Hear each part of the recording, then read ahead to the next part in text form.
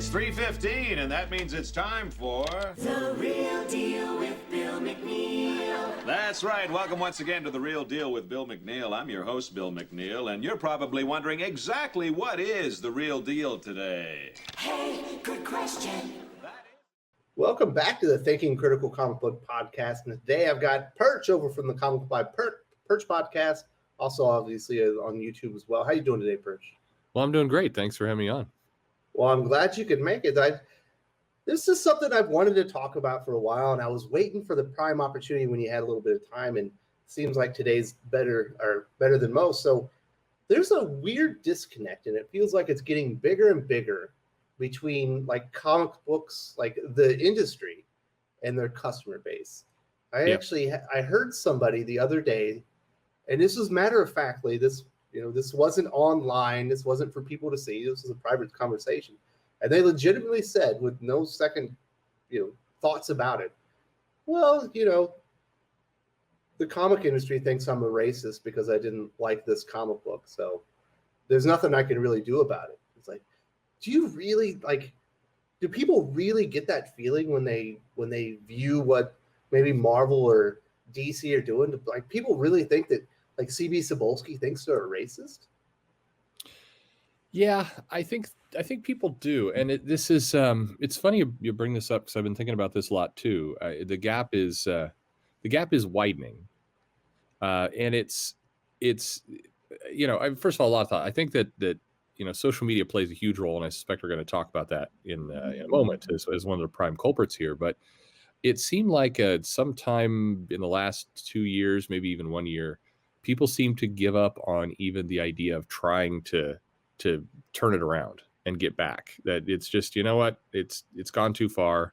We've been too bothered, and both ends. I hear kind of same stories from creators who are like, there are some customers, some fans who are just hateful no matter what I do, and I'm done.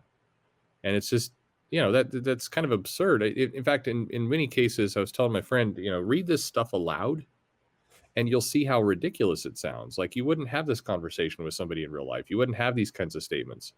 But, to your question, yeah, there are definitely some customers who think that, the creator finds them racist, hateful, awful, just, and without reason. And they're not wrong. There are some creators who do, who view a portion of their customer fan base as just being terrible.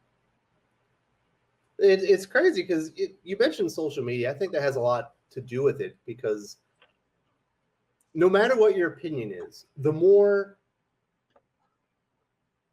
insightful that it is, not insightful, the crazier that it is, the more outlandish thing that you can say kind of with a straight face, on social media, the more attention it gets, the more it gets, more it gets retweeted, more it gets liked or whatever, depending on what platform you're on. And the more people see it, and then, when you see stuff like that, and then you see some people really buy into it, they just say crazier and crazier stuff on either side. Sure. Crazy going this way, crazy going that way. But then you have like this enormous people stuck in the middle that are not willing to go out and say anything that crazy very often. Maybe they have an impassioned opinion here or there, but for the most part, they're just kind of stuck in the middle waiting for something that they enjoy to talk about. But everyone gets just labeled. You're either this extreme or that extreme, when the most part, most people aren't extreme. No, most people aren't. And you're right. I mean, social media wants us to talk as crazy as we can. And when I say social media, I mean literally the companies that are doing this. The more outlandish you are, the more attention you're going to get. All the consequences of that benefit them. If people block you, you're going to go and create a second account. If you create a second account, you're driving up their user base. If you have a hot take that people want to share because it's just so crazy, great. That's getting shared and retweeted on their platform and getting more visibility, which promotes more advertising. If you say something and people want to argue about it, it's providing more engagement because people are fighting you. So, I mean, no matter how it goes, the social media companies want you to say poorly thought out, absolutely crazy things. It helps them financially. They are benefiting from all of this, whether you're a creator or a customer. And the problem is, we are all kind of playing into that trap to some extent, because we live in a world of like, nobody wants to have, we're not going to let you have the last word. So if somebody says something crazy, you feel compelled, I've got to respond to that. And as soon as that thought enters your head, then you are keeping this going forever. And this is where creators and customers are the same. We're all human beings. We all are driven by the same impulses. And so, we're all getting manipulated in the same way. I mean, the challenge is that we've given collectively social media just way too much power in this situation. We allow ourselves to be angry about social media to the point of, if there's a good comic book that comes out, like legitimately, we enjoy picking it up, reading. If we never looked at the creators' names, we'd have a good time. We'd feel good about the money we spent.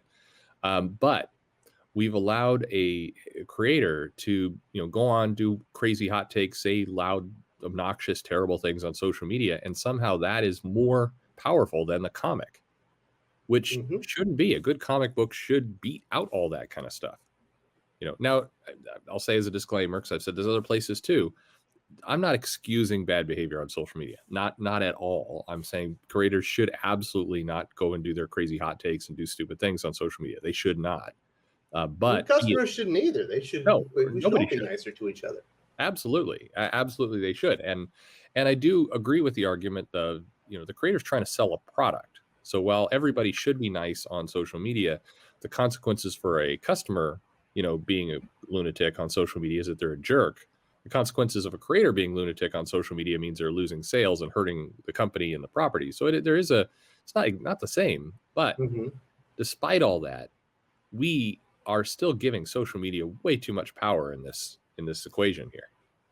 Well, not only is it you and I and maybe the creators and things, but it feels like the leadership, the people that are managing these properties or these companies, are also watching this stuff, and they're seeing the hottest takes possible, and they're like giving these things credence as if these are the mainline ideas about their universe, that this is great and this is awful, and clearly this group of fans are this and this and this, and they denigrate their fans, and we need to show them that put them in their place kind of thing. And you can't make business decisions based on what's trending on fucking Twitter. It's absolute insanity. No, you can't. And to me, the if we're going to assign blame, I mean, I think social media is at the on that list, or at the top of that list. I think very high up there as well as the management, less than the creators. I mean, I think that the management of these companies are in a position to step in and say, look, we're going to mentor you. Don't do this. You're hurting us as a company. You don't make your decisions based on the characters are going to push, based on a tiny fraction of our customer base, and don't allow people who are working for your company, and I do mean don't allow, to run off and call big sections of it racist, terrible people. You got to put that down.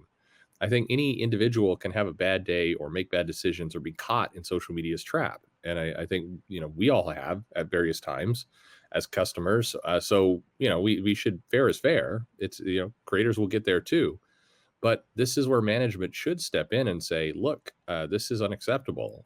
This is not helping our company. It's not helping you, and we're not going to allow this kind of stuff to go on. You are, to the point that you started with, you're getting customers who are convinced now that creators think they're awful people, and financially, they're not going to buy. For a society, that's just not healthy. I mean, it's somebody there.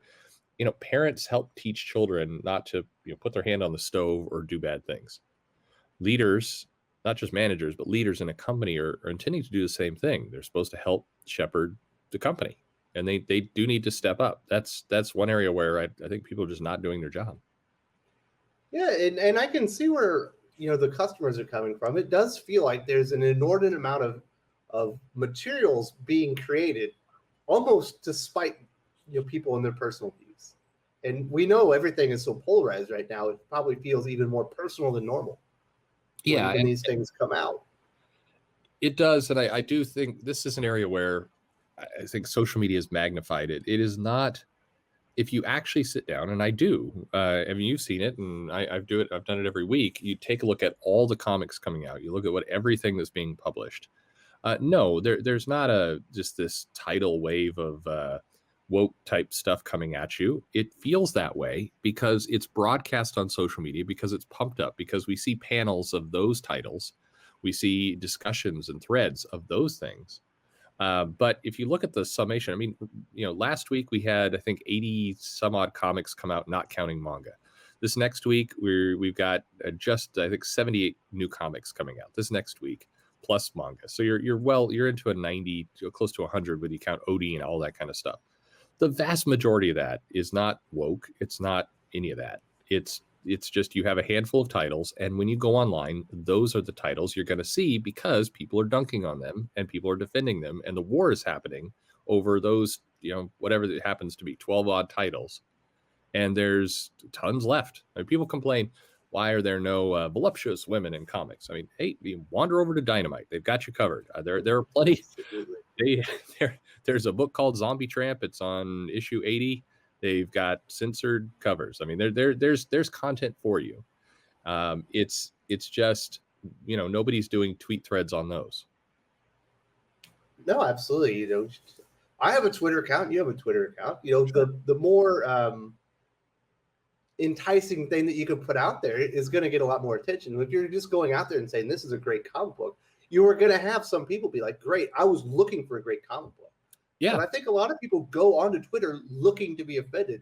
So you're going to get a lot more attention when you take, what is it? What did you do this week? It was the the Green Lantern thing, right? Yeah, we'll get to that in a second. But yeah, I mean, I'll be completely honest. I've been guilty of it. I'm not happy with some of the things that have been in Captain America. So I post, things from Captain America. I cropped an image from the Red Skull on YouTube of what they've done there, and I know I cropped the image in a kind of a particular way, and that was the image that got shared all over the place, that got trending with Jordan Peterson. So I feel like I'm the origin to that to a large extent. I feel bad about that. I fed it. I did exactly what I'm saying we shouldn't do. To me, I'm a long-term fan of Captain America. I think this is goofy. Here's why: the Red Skull shouldn't be a freaking blogger. That's dumb. But that's not healthy. I looked at that and felt, man, I fucked up. I shouldn't have put that out there, because all I did was feed more of this dissatisfaction. And then what you're just going to reference is Green Lantern. This one just saddens me a bit, because so the origin is, Jeffrey Thorne coming on to write a new Green Lantern. Jeffrey Thorne has some tweets from his past, and he's been an antagonistic person on Twitter. He's got a personality style where he likes to and we've talked about that on interviews, that he's done that, and he knows it.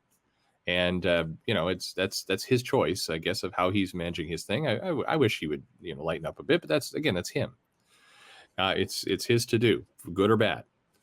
And Bleeding Cool does an article talking about how he hates Hal Jordan. Now, the actual original tweet was more like, I don't like Hal Jordan as a character.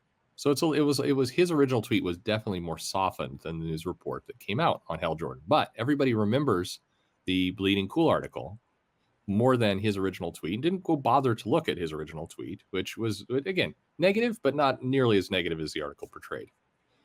And so I thought, hey, here's something that'll be funny. I took some Green Lantern panels and I put in new text that was clearly fake. I mean, they wouldn't publish a comic like that. People are like, F Hal Jordan, and Teen Lantern saying, screw Hal Jordan. The Guardian's like, yeah, I hate that guy. Screw that guy.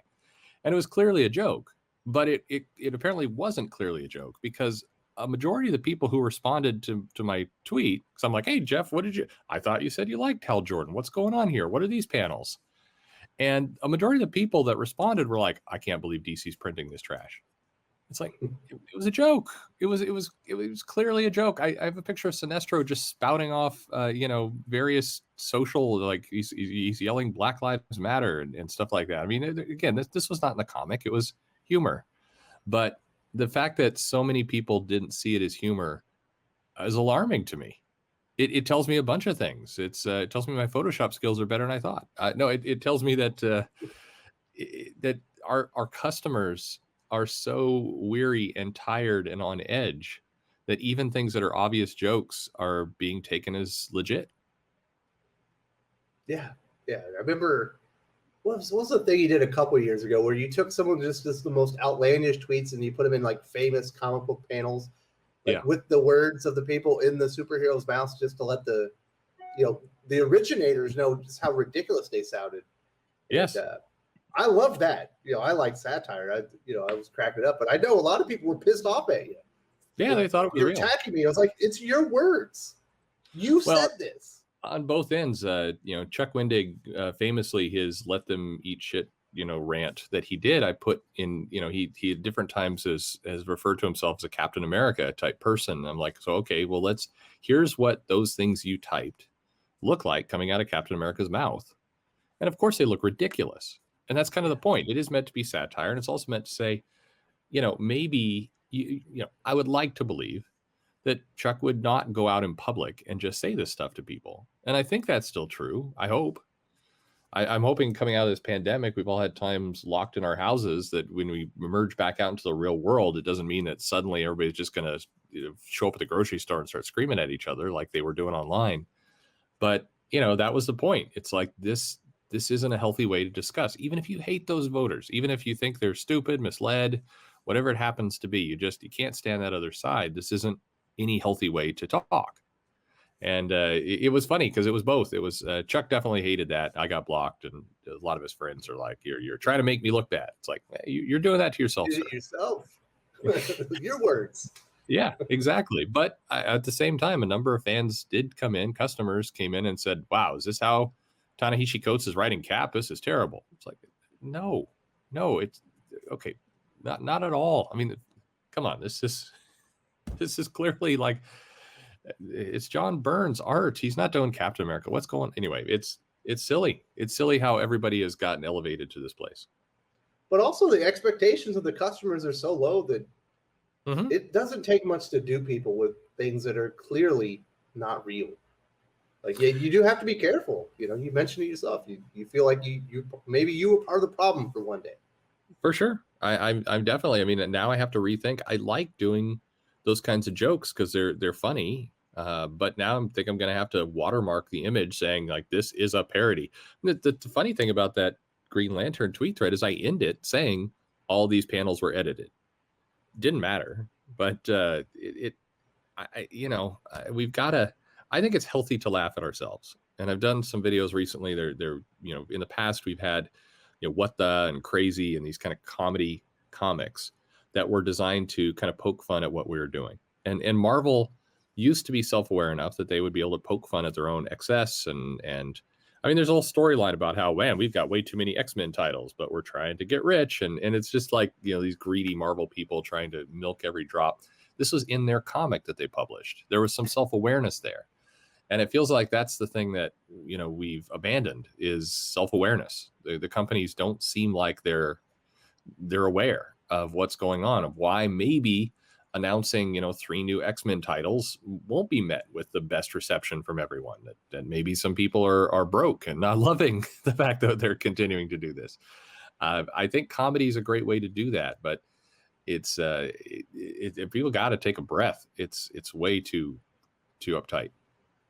So what do you think, when I know you talk to a lot of people behind the scenes, when you talk, like, do you think there is a level of awareness from Marvel that maybe there's even a problem? That the perception of the customers is that there's a good chance maybe everybody at Marvel hates your guts? There's definitely, I think, some creators. Well, I'll put it this way. I know there's several artists who understand this. We've talked about it. I know that there's some writers, less. It seems like the artists seem most aware of maybe the position that people are getting into, and the writers seem, there's a few that do and a few that don't. And the challenge is they have their own grievance, and their grievance kind of comes into two places. First, the fans hate everything. They believe the fans just hate everything, that they want to go back to this idealistic state that is impossible in terms of price and having pencilers and inkers and everything else. And they love, they love a John Byrne and a Jim Lee doing art, and that's not going to happen. And so they're fighting a losing battle. There's definitely that kind of feeling on the part of the creators. The other one is that they feel like they're irritated with the same stuff. And if there's one, like, please, for the fans, the customers listening right now, please absorb this. They feel like they're getting attacked for, the cover choices, like Green Lantern over that weird Teen Lantern cover that made no sense for the context of the story, or the price of comics, or certain things are getting created, and they feel like they're being attacked and taking the brunt of things they have zero control over. And so they're angry to some extent at the fans and the customers for unfairly blaming them for things that, editorial or senior management are actually doing. And they're right about that. Most of these decisions that people get really pissed about are definitely not the writer or the artist. It's the editorial, and it's the editor in chief. To put a point on it, it is Tom Brevoort. It is CB Cebulski. It's less on Amanat based on what she does, just what her job is. But it's those two, and then Joe Quesada. The at Marvel, these are people making a lot of the decisions. David Gabriel, that you hate as a customer, but they rarely get called out. It's usually people way down the chain who are not the people responsible for these decisions you hate. And so I can see that point. I can absolutely see that point. And I think some have looked at that and just gotten frustrated and gotten off social media, which frankly is the best decision of all. And others have chosen to lash out at fans and customers, which is an absolutely terrible decision. But that's kind of the dynamic that's playing out. Yeah, it's crazy. If there's no level of awareness, you're never going to be able to solve these problems. Like, in your mind, can it be solved? Can the gap close, and maybe the divide between customer and industry, kind of be healed a little bit? Because the way it's going now, it's not a fun place to be. It's not, and comics needs to be. I think it can be healed. I mean, I think the person or the people, the group that has the biggest responsibility here is the management. I don't think it's the customers, fans. I don't think it's a lot of the individual creators. I think it's the management.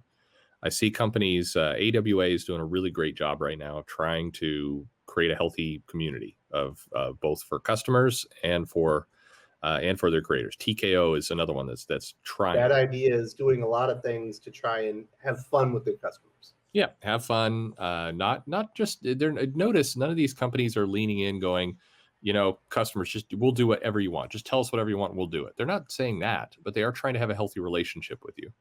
And they're trying to also, I know a couple of those companies I mentioned are sending notes out to creators behind the scenes saying, hey, here's how you navigate social media.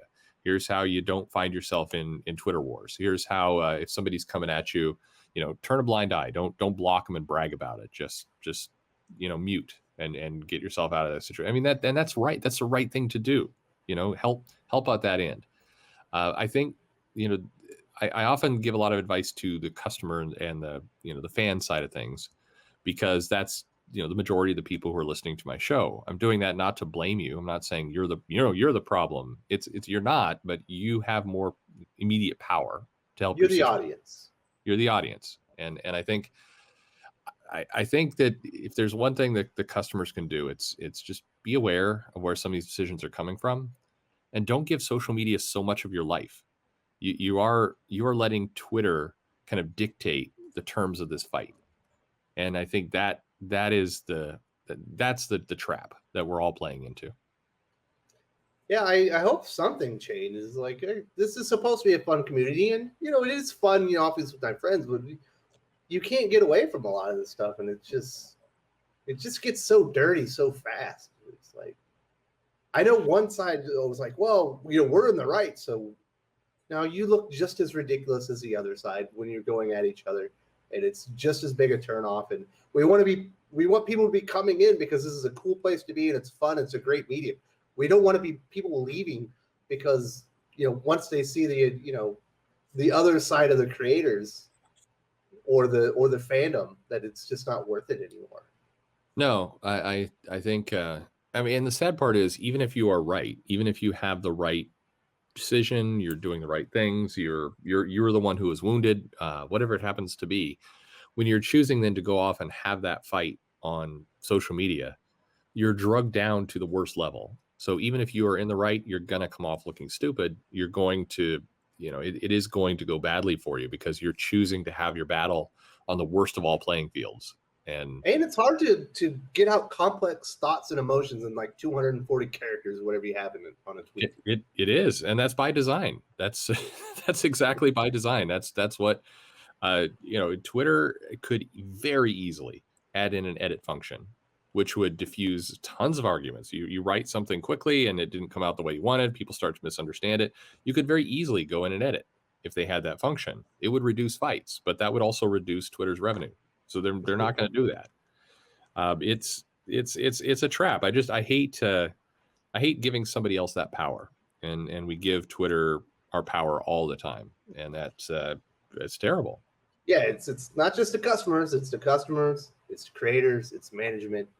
It's crazy that people actually make decisions based on like the most extreme views of both sides rather than taking into account just the regular people that are there for the comments. But doesn't feel like that's really happening, and the divide gets bigger every day. Perch, thank you so much for joining me today. I'll let you have the last word on this. No, just I'm glad you're bringing this up. I want people to hear it. And before you go to the comment section and go in and like, oh, it sounds like the customers are to blame. That's not what either of us said at all throughout this entire thing. You're not to blame, but I think you are. All of us are being manipulated, and let's focus on that.